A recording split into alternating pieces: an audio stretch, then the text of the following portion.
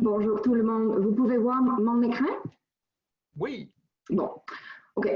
Je m'appelle Gisela Rucotte et je suis membre du Conseil de représentation équitable au Canada et j'étais un leader du camp du oui lors du référendum de 2018 en Colombie-Britannique.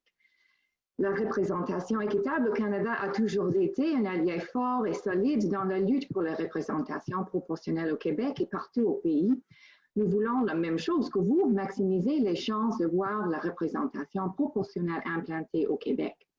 Je vais parler des expériences des référendums en matière de réforme électorale dans d'autres juridictions et les apprentissages qu'on peut en tirer. En plus, je présenterai nos préoccupations concernant la représentation effective de la volonté populaire. Nous avons eu beaucoup d'expériences des référendums et nous voulons partager ce que nous avons appris. Donc, nous avons rassemblé les résultats des plus grands chercheurs mondiaux sur les référendums et nous allons partager les conclusions les plus importantes. Toutes les statistiques que je fournis ici proviennent de recherches publiées. Plus de détails sur ces études sont donnés via les liens que je partagerai avec vous vers la fin de la présentation. Commençons avec Laurence Leduc, un expert sur les réformes électorales, les référendums et les processus de délibération. Il nous dit, dans de nombreuses campagnes référendaires, les règles du jeu sont loin d'être uniformes. Dans la plupart des cas, le camp du non possède un puissant avantage. Et selon Arthur Lupia, autre expert en matière de référendums et de comportement des électeurs, le côté du non a un énorme avantage, indépendamment de la législation. Cela est vrai dans le monde entier. Arthur Lupia décrit le rôle des campagnes du oui et du non comme ceci. Les gens ne savent pas ce que sera la vie sous le changement proposé. Une campagne non typique, c'est quand on pense au pire des scénarios et toute la campagne est basée sur ce scénario. Avec une campagne pour le oui, vous devez décrire ce nouveau monde et convaincre les gens que même s'il peut y avoir des craintes ou incertitudes, leur vie va en être meilleure. Le travail d'éducation sur le fonctionnement du nouveau système, le pourquoi du changement et répondre à la désinformation, tout ce travail est laissé au camp du oui, tandis que l'opposant n'a que créé le doute. Selon Frank Graves de la société de sondage ECHO, lors d'un référendum, si vous ne débutez avec au moins 70-80% de soutien, vous avez peu de chances de réussir car quelle que soit la proposition que vous faites, elle fera l'objet de critiques ou d'agressions de la part de tous les autres et elle perdra inévitablement de la vitesse. En fait, on peut percevoir l'énorme avantage du non en termes de changement d'opinion lors des campagnes référendaires des années 1980 et 1990. Voici, on voit le soutien au oui lors du vote réel comparé à un sondage effectué environ un mois plus tôt. Dans presque tous les cas, il y a eu une baisse de soutien, une baisse très significative. Quel que soit le sujet, le soutien au changement lors d'un référendum diminue.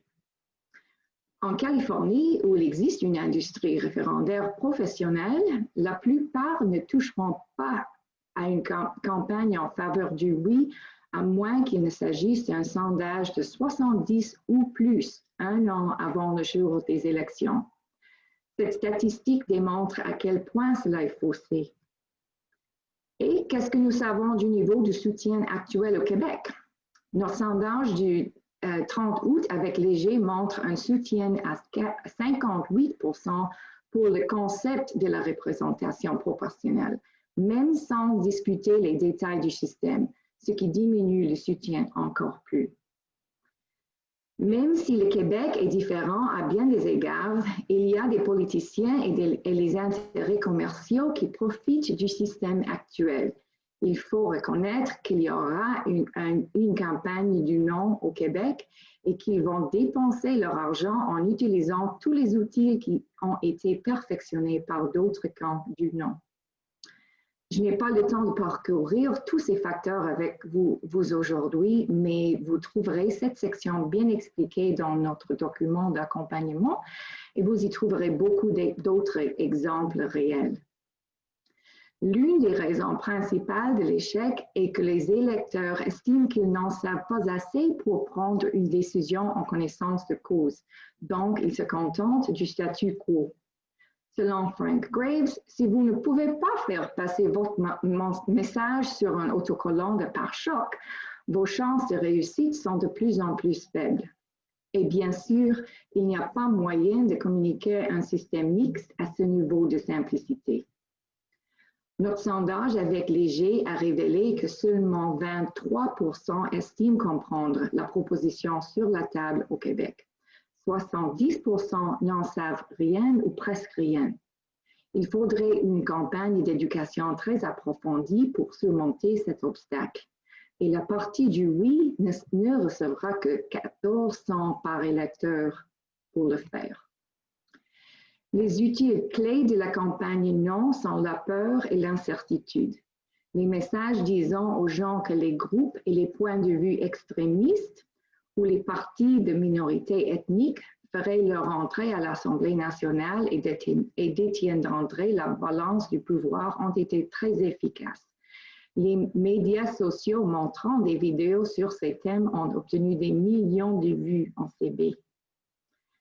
Des annonces pleine page totalement fausses comme celle-ci, qui déclarent que les zones rurales perdraient leur représentation locale, ont été publiées dans les journaux de l'intérieur de la CB pendant le référendum. Que le contenu était 100% faux selon l'information gouvernementale n'a fait aucune différence. Un sondage de sortie a montré que chaque mensonge a influé les décisions de vote de nombreuses personnes. À la suite de ce type de tactique, beaucoup de gens finissent par voter contre ce qu'ils veulent, malgré les pourcentages élevés de personnes en accord avec des déclarations. Un pourcentage beaucoup plus faible a voté pour la réforme, qui aurait garanti ces éléments. Voici quelques statistiques d'un sondage de sortie réalisé pour le référendum en Colombie-Britannique par Mario Canseco. Nous voyons ici que bien que 70% étaient d'accord qu'un parti ne doit remporter le pouvoir majoritaire que si ses candidats remportent la majorité des voix, seuls 39% ont voté oui. La même chose ici, 64% étaient d'accord que chaque vote devrait compter, mais seuls 39% ont voté en faveur. Autre exemple, les gens aiment le concept de représentation équitable, mais ils n'ont pas voté pour la réforme qui leur est accordée. Ces statistiques suggèrent que les gens sont facilement manipulés pour voter contre leurs propres préférences. Les résultats du référendum ne reflètent pas nécessairement la véritable volonté de la population. Dans de nombreux cas, ils veulent la réforme, mais ils votent contre. Maintenant, j'aimerais jeter un coup d'œil aux deux référendums sur la réforme électorale au Canada qui ont dépassé le seuil de 50%. Qu'est-ce qui a fait de CB 2005 et de l'IPA 2016 des expériences uniques? En Colombie-Britannique, en 2005, il y a eu un référendum sur STV en même temps qu'une élection qui a recueilli 58% de soutien. Ce référendum faisait directement suite à deux résultats électoraux très déséquilibrés, dont une élection avec un faux gagnant. Ça veut dire le parti qui a remporté le plus de votes a perdu l'élection. Une assemblée citoyenne a été formée, puis a fait une recommandation. Comme il s'agissait du premier référendum au Canada sur la représentation proportionnelle, il n'y a pas eu de campagne d'opposition. Ce succès de 58% de soutien a pris les opposants au dépourvu, ce qui ne se reproduira pas souvent. Il faut noter que même avec 58% de soutien, le référendum a échoué grâce au seuil très élevé de 60% fixé par le gouvernement. Deuxième exemple, en 2016, l'île de Prince-Édouard a organisé un plébiscite entre deux élections où le PMC a obtenu 52%. Il s'agit d'un vote classé avec 5 options et effectué par vote en ligne. Il n'y avait pas de groupe d'opposants.